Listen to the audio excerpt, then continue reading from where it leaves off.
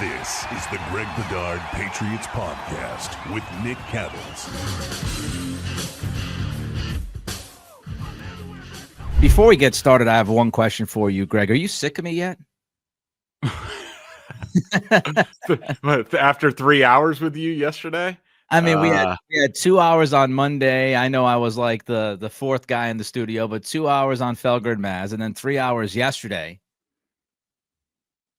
No, I'm I surprisingly, no, I'm not sick of you yet, you know. Yeah. All right. Before we get started, download the PrizePicks app today. Use code CLNS. Get $50 instantly when you play $5. That's code CLNS on PrizePicks to get $50 instantly when you play $5. Also, take the guesswork out of buying tickets with Game Time. Download the Game Time app, create an account, use code CLNS for $20 off your first purchase. Greg, Alex Van Pelt spoke to the media today. He said that Drake Maye will start. Your thoughts on the Patriots starting Drake Maye against the Bills on Sunday? I could just imagine your rage when you saw that coming across Twitter today. I'm as you know, because we talked about this yesterday for a while. I'm fine with it. I think it's pretty much the way that they had to play it. Now, I think my guess is that they're going to play this like a preseason game. If I'm them, I'm going, and they really should have been probably doing this from the beginning and for a while.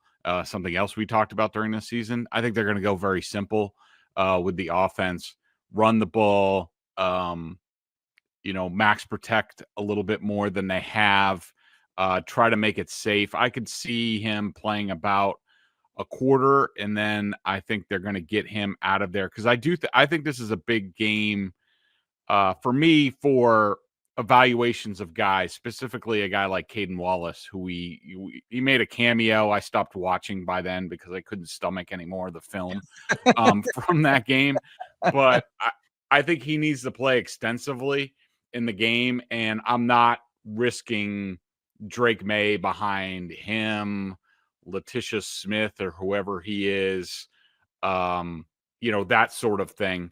So I was also going through, Nick, in terms of, because we talked about this, you can only have 7 inactive players. And so you look at it, well, somebody would be the third quarterback. Right now I have Jacoby Brissett as the third quarterback. But based on the injury report, I'm sitting Gonzalez, Henry, Peppers. Ben Brown is still in concussion protocol, apparently, which I'm a little bit bummed about because I'd really like to have him in front of Drake Maye so we don't get the early snap situation that we had last week with Cole Strange, but it is what it is. And then I looked at 2 more guys. So Brissett would be the third quarterback, so Milton can play in relief of Drake Maye. And then I would probably Devon Godchow. They claimed some defensive tackle this week or defensive end. I thought that was maybe a tell. Well, it could be like a guy like Dietrich Wise that they sit instead. But a couple of veterans like Devon Godchow, Jonathan Jones. I can't believe he's not on the injury report, which makes his performance from Saturday even worse.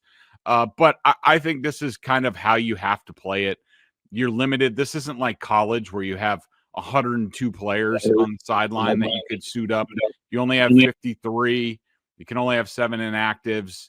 Try to get a little bit of a good feeling to end the season, at least for the first team guys, and then try to get them out of there if you can. I hate it. I said it yesterday on the show. I'm not moving from that. I hate the idea of playing Drake Maye. I don't trust Drake Maye.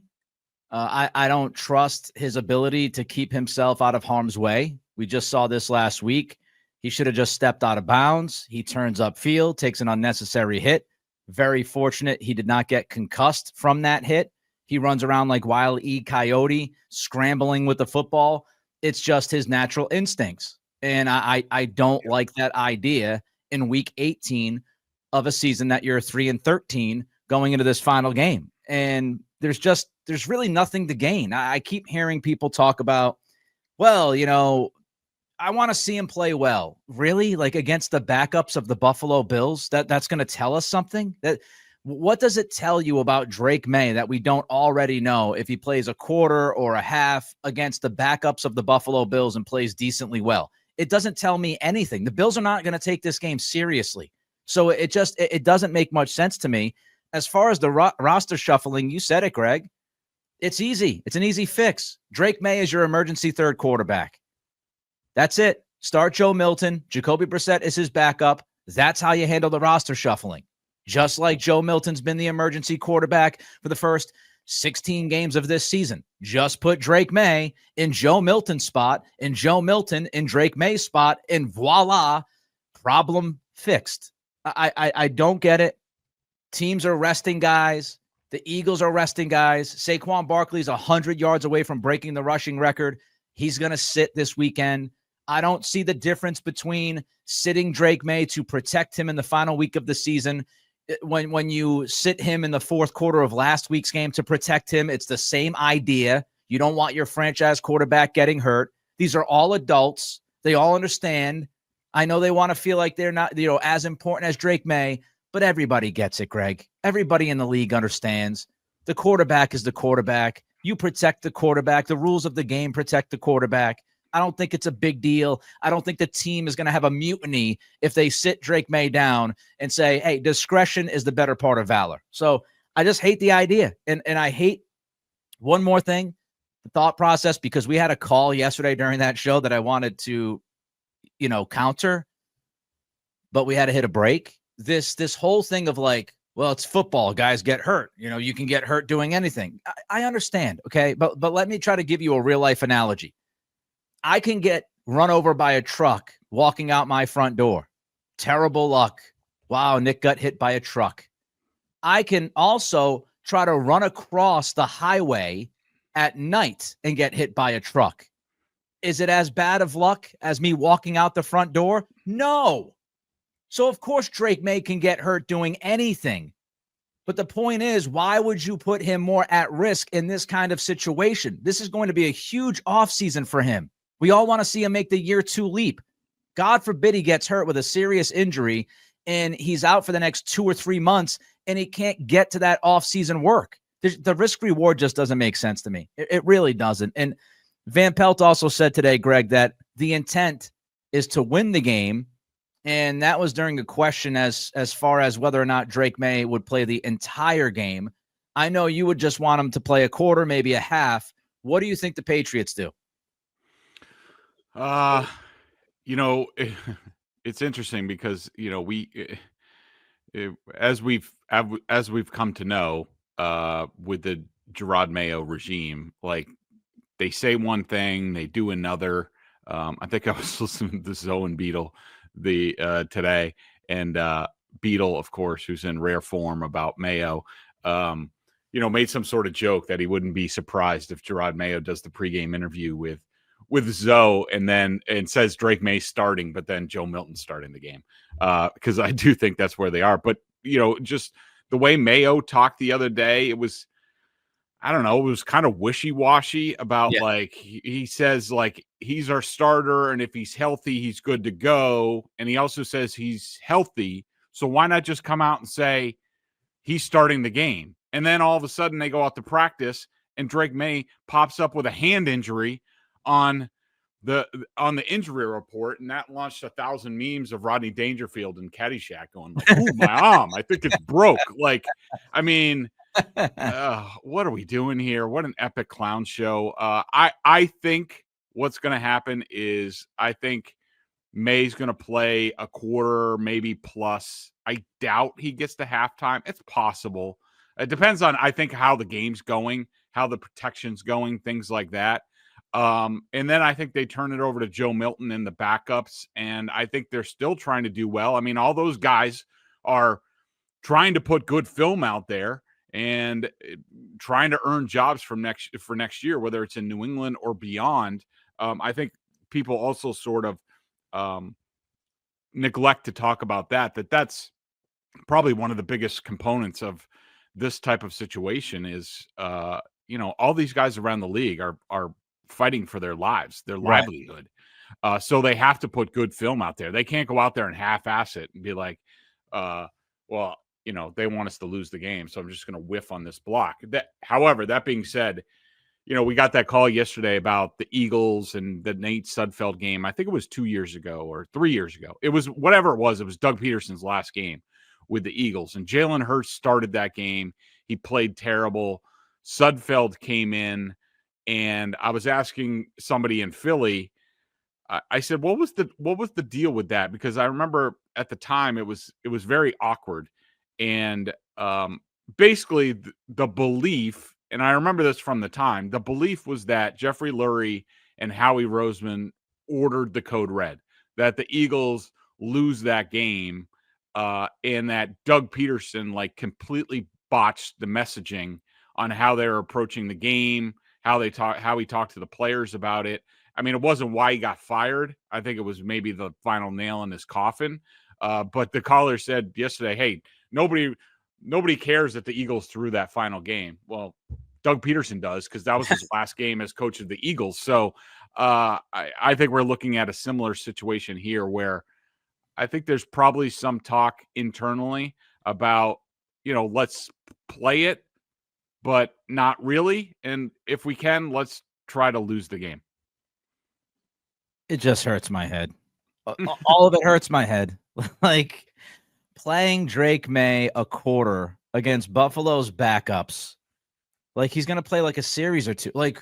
What is the great revelation that we're all going to have on Sunday afternoon if Drake Maye has a great series or two against the backups? It makes no sense to me whatsoever. 0.0. All right, we got more to talk about as far as this game coming up on Sunday. But first, Greg wants to tell you about PrizePicks. PrizePicks is the best place to get real money sports action. With over 10 million members and billions of dollars in awarded winnings, PrizePicks has made daily fantasy sports accessible to all. You just pick more or less on at least 2 players for a shot to win up to 1,000 times your cash. Run your game all season long on PrizePicks. I love sitting down to the game, just a single game, making my picks. I can't do the whole thing, the whole league. And Nick will probably be doing it for the Notre Dame game today. I'm guessing with his hat that he's sporting today. Yeah, it's playoff, maybe. It's playoff time, and it's now or never. Don't miss out on the last few weeks of football action with PrizePicks, the best place to win cash while watching the playoffs. PrizePicks now offers MasterCard for quick and easy deposits into your account this sports season. Sign up today and get $50 instantly when you play $5. You don't even need to win to receive the $50 bonus. It's guaranteed. PrizePicks is the best way to win real money this football season. Which players are going off, which ones aren't? Make your picks in less than 60 seconds and turn your sports opinions into real money all season long on PrizePicks. Download the app today and use code CLNS to get $50 instantly after you play your first $5 lineup. Again, that's code CLNS to get $50 instantly after you play your first $5 lineup. PrizePicks, run your game. What do we think the scene is going to be at Gillette on Sunday? That's the first question I have for you. The second, does it matter in the eyes of the Crafts if we have what we expect to have on Sunday, which is the glorified preseason boring-ass football game with one team hoping they lose to get the number 1 pick, the other team not caring if they lose because they're already the number 2 seed in the AFC. So I would anticipate, I don't know, 50% capacity. Mostly quiet, unless Joe Milton rips a 70-yard bomb. You might get some excitement out of that. I don't know if people will start chanting for Mayo's job, if more people will start chanting for Mayo's job, more than last week. What do you think the scene's going to be, and does it matter to the Crafts, Greg? I think it's going to be fairly ugly, Nick. And I do wonder in their conversations, how much does May give them some cover, if any, in this game? The longer they play him, the quicker he exits, I think that'll make people even grumpier that, I paid $60 on Game Time to get into this game. And, Drake Maye plays a series and he handed the ball off 3 times. Good luck with that. I think it's going to be pretty ugly. I think that, I do think that if you're a fan who is not happy with the direction of this franchise. I do think this is a good opportunity for them to voice their displeasure to ownership. And I think there will be a sizable contingent of those fans that do that. How much is it going to matter? I think it's going to matter a little bit. I mean, I don't know where the Crafts are on this. I'm sure they have their thoughts. I'm sure they've been thinking. I think most of the judgments should have came as a result of the Chargers game, that freaking debacle that was on Saturday, and just a completely unprofessional football product in every single way. But this will be the last time they see this team going into their postseason meetings with what's going on. I do think it matters. I do. If there's any wavering, especially on the part of Robert Kraft, I don't know how much. I think Jonathan has.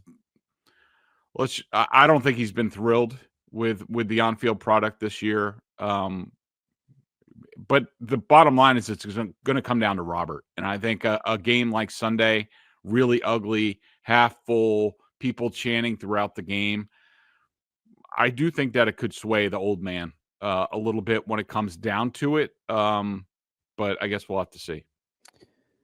Just to fill in some Patriots fans, if they're unaware of what else is going on here, the number one pick, let me just quickly run through something before we get to Jerod Mayo and what we think is going to happen with him on Black Monday. So the Patriots right now, they are in the slot as the number one pick, as we all know, and they got Buffalo this weekend. The other teams that they're battling right now, Tennessee and Cleveland and the Giants. So Tennessee is going to play Houston. Houston is already locked in as the number 4 seed. And so with the Diggs injury, the Tank Dell injury, it'll be interesting to see how the Texans play that game. Tennessee is going to be, I would imagine, trying to win that football game. So it is within the realm of possibility that you have a Week 18 special with the Titans beating the Texans, depending on how the Texans handle it. You've got Cleveland at Baltimore. Cleveland is going to play reportedly DTR, and also Bailey Zappi might reportedly get some snaps. So if you still got the Zappi fever, you could check out that Cleveland game. The bad news for the Browns is that Baltimore does have something to play for. They're fighting for the AFC North. So I would imagine Baltimore will be motivated and play pretty hard in that football game. The other team, of course, as I mentioned, is the Giants. And they've got an interesting situation because they're playing at Philly. And Philly, as I mentioned earlier with Saquon Barkley, they've already come out and said that they're going to rest a lot of guys. So you do have, even if the Patriots win on Sunday, you do have the opportunity possibly of maybe staying within the top 2. I'm not confident whatsoever that Cleveland beats Baltimore because, again, Baltimore has something to play for. But it's not crazy talk to believe that Tennessee can beat Houston if Houston decides to sit their guys in the second half or sit their guys the whole game. And it's also not nuts to believe the Giants, who won last week, division rivalry playing at Philly. Philly's going to rest pretty much everybody that they can rest. It's not nuts to believe that maybe the Giants, if they take it seriously, could pull off a win. So not all is lost, possibly, if the Patriots beat the Bills on Sunday. But, of course, the easiest path to the top pick is just losing against Buffalo. One thing I wanted to mention, and I'm sure we will get into this plenty over the next few months, but, speaking of draft position, I started to look at draft capital that some of the other teams have. I did find it interesting that, so we're looking at probably, at least 4 teams in the top 8 that need quarterbacks. So you have the Titans, who I think are number 2 right now, the Giants at 4, the Jets at 7, the Raiders at 8. I did find it interesting that, so the Giants, the Titans and the Jets both only have they have first and second round picks. They don't have their third round picks. Yeah. The Giants have, they have their first, second, third, and fourth. The fourth, depending on, I guess it could change with compensatory picks, but right now that 4th round pick is 105. So they have the ability to give you their top 4 picks plus probably a first the next year. The Raiders have first, second. They have 2/3, 71 and 72. That could be interesting. If you're talking about, give us your top 4 picks this year, all in the top 80, and a future first, and we're talking some business. But we talked about it on radio a little bit, and I hadn't really started to look at it, but I have now, about how much the Patriots are going to get to, how much leverage are they really going to have, considering they don't need a quarterback. But hopefully it stays where there's a team below them that needs a quarterback. Like right now it's Tennessee. Yeah. I think that's the way it is right now. And if that happens, now you have all these other teams who are like, well, we have to get to number 1. Because we can't bank on the Patriots, bluffing and not taking somebody. So just a little bit of interesting draft talk. All right. I'm going to talk about Jerod Mayo's future. What do we think happens after Sunday? Before we get into it, though, Greg will tell you what happens when you use Game Time. Yeah. Hey, you want to voice your displeasure to the Crafts? Get up all in their grill, get into those red seats, be right in front of their box. You know what you need to do? Go to Game Time, because you can do that. I saw some red levels that are definitely affordable. Game Time Picks filters out all the fluff to show you only incredible deals on great seats, so you don't have to waste time searching through thousands of tickets. I love the all-in pricing. Toggling this feature shows you the total up front with no surprise fees at checkout. They have seat views. Get a panoramic view from your seat in the app before you buy. I was just looking for this game. You can get into lower corner, 104, row 19. Pretty good view of the field. All in, $108. You can get into the 200s, row 16, $75 all in. Of course, you could get in for about $50 or $60 into the third level if you want to basically sit up there by yourself, because nobody else will be there. Download the Game Time app, create an account, use code CLNS for $20 off your first purchase. Terms apply. Again, create an account and redeem code CLNS for $20 off. Download Game Time today. What time is it? Game time. Great time. All right. Jerod Mayo. Black Monday is coming up. And, of course, that is the term used for teams that decide to cut the cord. We've seen enough. Goodbye. Greg, this is the last time that you and I will talk about Jerod Mayo's future before Black Monday. What do you think? So I think the chances of him being let go on Black Monday are not good. I think the Crafts usually have their meetings, and it's usually multiple meetings over multiple days. We all remember the picture of Robert and Bill at Davio's or whatever, breaking bread. I think we see similar. If Mayo's let go, I don't think it happens until Wednesday at the earliest, in my mind. As of today, the Bedard meter on Mayo is him being back as Patriots coach, I would put at 60% right now. Of course, I think anybody who has listened to me or read me, especially since the Chargers games, know what I would do. I would fire everybody, start over, admit the mulligan, say I'm sorry, I put these guys in a tough position. We're moving on. I haven't seen anything from him that has indicated one iota that things are going to be any better next year, that he is going to be a good coach anytime soon. I think this was way too early for him. Not fair to him. It's the Craft's fault for doing this and putting him in that position and not having him educated enough to be ready and hit the ground running. But I did want to say this, Nick. I have a little bit of a developing opinion that I was thinking about. Oh, hold on. Before you get to that, I'll bring, because I'll get into the developing opinion in a minute. I agree with you. I think it's blow it up time. I've seen enough. The Arizona game is what really got me leaning away from Mayo. I gave him time. That Arizona game post-bye was just awful to watch. And I said, well, if you have a chance to get Vrabel, I would make that move right now. And then you have last weekend's game, and now I'm open-minded to like just opening the process up, even if you can't get Vrabel, and entertain the idea of just moving on anyway. I mean, I'm there after last week's game that you could even do it without Vrabel. I'm a little bit less inclined to do that if I'm Kraft, however, because then you're just resetting everything and you're going to reset everything for an unknown. But my question to you, Greg, before we get to the interesting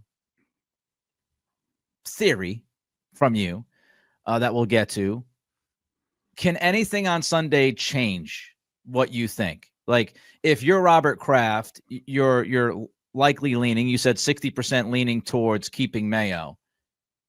Can that number move depending on Sunday, or Sunday's already baked in because you know that the game is pretty much meaningless for both teams? Yeah, I mean, I do think that if Robert is teetering, and he could be, I don't dismiss that notion. I do think that the scene, the crowd reaction, the amount of people there, I do think could influence Robert maybe, that little bit more, that 10% more, to be like, all right, this was a debacle. This isn't going anywhere. We need change. We need to turn around this fan base so that they're enthused for next year. And through the back channeling that we've done, and again, I'm not reporting anything. I'm just saying, like, I'm sure this has happened. I'm sure they've done some homework, but just in a best case scenario for the Patriots, that they've done some back channeling and they know that Mike Vrabel and Josh McDaniels are teaming up and are ready to come back here. And that would give the franchise a boost. I mean, just compare even if the Patriots kept everything as it is, spent a boatload in the offseason, maybe had a great draft. I don't know, got a great draft haul for number one. Like, the enthusiasm, I think, would tick up a little bit, but not very much. You do the same thing, but you bring in Vrabel and McDaniels and whoever is at GM, all this stuff. I think all of a sudden now the Patriots are cooking with gas a little bit and people are excited. So, I don't think the game itself is going to matter much, but I do think the scene, everything involved, could factor in a little bit. All right, let's get to your theory, your idea here. Could the Crafts, Greg, you mentioned this in the email today, could the Crafts view this situation as an interim head coach / GM thing and say, all right, it was the 1 year thing. We saw what we saw from Mayo and Elliott Wolf. We gave it a shot. Let's treat it like an interim deal and just move forward. Yeah, so I had this thought the other day, and for no particular reason, but I was just thinking about it. And again, this is not reporting. This is just me and my half-baked ideas. But what if the Crafts this is similar to sort of Belichick going into his final season.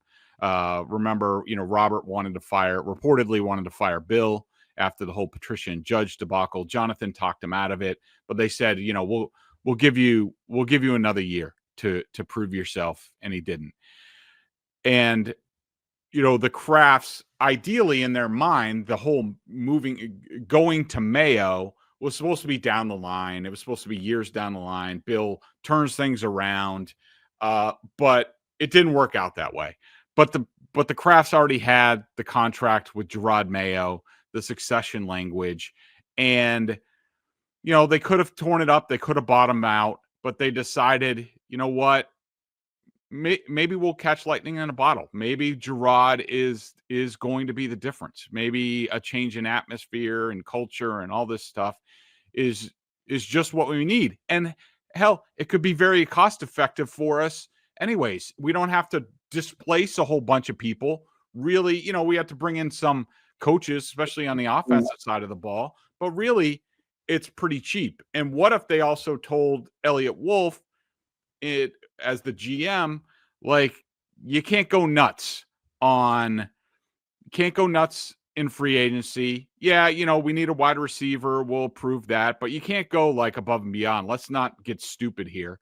But what if they gave him some restraints to be like, all right, this wasn't our ideal way to move on from Bill, but we're going to do it for a year. We're going to see how it is. And, we also saw, remember, Elliott Wolf was basically, he didn't get the job until after free agency and after the draft. And so what if the Kraft said, this wasn't what we wanted to do, this wasn't the plan, but let's see if it works. Because if it works, it's even better for us because we haven't put in a lot of money. Worst case scenario, it doesn't work. We blow it up. We do what we should have done, but it's just a year from now. It's just a year later, and we already have the quarterback. We'll have a good draft pick. We'll still have all this cap space. We'll have all the cap space in the league because we didn't let them spend it the year before. If they earned the job, then they get to do it. They get to do it their way. Let's see how they do it that year. And it hasn't worked. So now they say, you know what? That was sort of like an interim year for those guys. We didn't get the pop that we thought. They didn't show the promise. No harm, no foul, because we have all our money. We have all our draft capital. Now we're going to do it the right way. Vrabel was still out there. We just basically viewed that year as an interim year instead of just like a half season, firing Bill at the end, promoting Jerod. It was just a whole season of it. And we tried it. Could have worked, but it didn't work. No harm, no foul. We still have everything, and let's go forward. Don't hate it. I mean, if that's the way they want to look at it, if that's the way they looked at it before this season, I don't think it's the best way to do business. Of course, we've talked about the lack of a process and how we would have done things. But I mean, if that's the way you looked at it, then I guess it would make more sense than just blindly believing that Mayo was going to be the guy for the next 5, 6, 7, 8, 10 years. And I think you could look at it as like an interim thing, frankly. I mean, if you brought Belichick back and he lasted like 3 weeks and then you went to Jerod, it's like you can maybe look at it as an interim situation. I have big time concern with how the next 3 weeks to a month is going to play out. I really do. I've lost faith. I've lost faith in the Crafts to do this right. Mm-hmm. And that's unfortunate. I wish I did not lose faith. I gave the Crafts the benefit of the doubt last offseason, said, hey, look, they hired Belichick. They hired Pete Carroll. Those are the only 2 head coaches they've hired. Both guys are going to be in the Hall of Fame one day. So, hey, maybe Robert saw something special. I hate the fact they didn't go through a process, but maybe he's right on Mayo. Well, I'll give him a shot. Then obviously it hasn't worked out. And I just, after how they've handled their business recently, I just don't know how you have any faith in this ownership to do it right this time around. And that sucks. It sucks to be in that kind of a place because, for 20 plus years, we talked about Robert Kraft as one of the best owners in football. And now, you can certainly question a lot of things over the last couple of years. And Greg, you've written about it, recently about all the things and how they've kind of gone off the rails here. And this is their chance. This is their chance to correct some of the massive mistakes that they've made in the past couple of years. And if they just go out there and fire Alex Van Pelt and that's the answer, I'll be infuriated. All right, before we get to the Pro Bowl and our thoughts about Sunday's game, we will give you a little bit of a prediction here on Sunday's game. There's really no need to go deep into the breakdown because we know what's happening on Sunday. But before we get to that, Greg, I know that you had to go through this like furnace deal about a month ago. You were telling me how like miserable it was that your furnace was down. You didn't know what you were going to do, but you found somebody to help. Didn't you, Greg? I did. I found Naterno, and thank God I did. When it comes to keeping my home comfortable this winter, there's nothing more important than having a reliable team to handle things like heating, cooling, and plumbing. That's why I'm so glad I worked with Naterno Home Services. These guys are local. They are family-owned, family-focused, and have been servicing the greater Boston area for 15 years. They had top-notch professionalism. My comfort advisor, Nick, came in, did an assessment. He was awesome to deal with, answered all my ridiculous questions. Hey, I'm a total amateur at this stuff. I am not Mr. Handy or Mr. Fix-It or anything like that. Scheduling was a breeze. Didn't have to wait for anyone to get back to me on installation day. They showed up on time before 8 and were gone by 5. And even though it was a muddy mess outside, you couldn't tell when they were gone because they put tarps down. Oh, and all the work they did was perfect. This is a little nerdy, but I actually like to watch and listen to my new boiler work now. Naterno isn't just about heating. They were my go-to for plumbing, cooling, even water and air quality solutions. They've got the expertise to handle whatever your home needs. Here's the best part. You can get 10% off your next service with Naterno. That could save you up to $1,000 on your next project. Just visit naternohome.com/Bedard. That's NOTTURNO home.com/Bedard for all details and conditions. Take advantage now. These deals won't last forever. Trust me, having a team like Naterno Home Services in your corner makes all the difference. Whether you need a quick repair or a major installation, they'll get the job done right. Check them out today. I trust Naterno. So should you. Pro Bowl voting. Schooler in. Gonzalez out. Greg Bedard. So Schooler's totally deserving, even though I could care less about special teams. As we've seen, the Patriots special teams has actually been pretty good this year. And, their coverage teams, at least, have my issues with Behringer and Joey Sly. They're on my list this year. But Schooler was really good. The only thing I wanted to say about Schooler, though, and I'm not sure if I mentioned this on the podcast or when we were on the radio, but so I'm at the game on Saturday, and this was the Patriots go like 3 and out to start the second half. I think they're down 20-7 at that point, and they had the punt that the guy returned for a touchdown, but there were 2 flags on the Chargers. And I'm watching this, okay? And Brandon Schooler is taunting the Chargers sideline the entire time. Like, as the guy's taking it back, he's dancing in front of him, pointing backwards. Like, I'm like, dude, I mean, I think he's an incredible player. I do. But between this stuff and him arguing with officials a little bit this year, a lot last year, losing his freaking mind. Like, I hate calling current Patriots players tools, but it's definitely toolish. And Matthew Slater, let me just say this. Matthew Slater might go into the Hall of Fame for his role in special teams, which is basically what Schooler is doing now. Matthew Slater was the epitome of being a professional football player. He never talked trash. He never did anything. He never had stupid penalties. Be more like Slate, okay? Please, so I can like you more as a player because you're damn good, but stop being a tool with some of these things. And the other thing, everybody's up in arms about Christian Gonzalez, including you. Christian Gonzalez not being a Pro Bowler. I'm sorry. Cry me a river. Look, he's a good player. If he was on there, I wouldn't say anything about it. But the AFC is freaking brutal for cornerbacks. And I do think Christian is going to get there. But this is what happens when you're on a suckbag team, on a suckbag defense.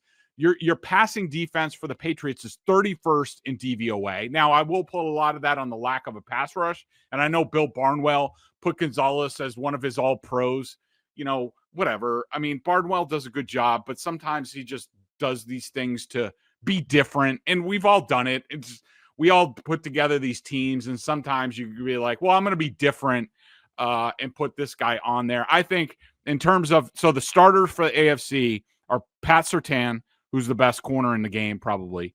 Derek Stingley Jr., who I think led the league in pass breakups.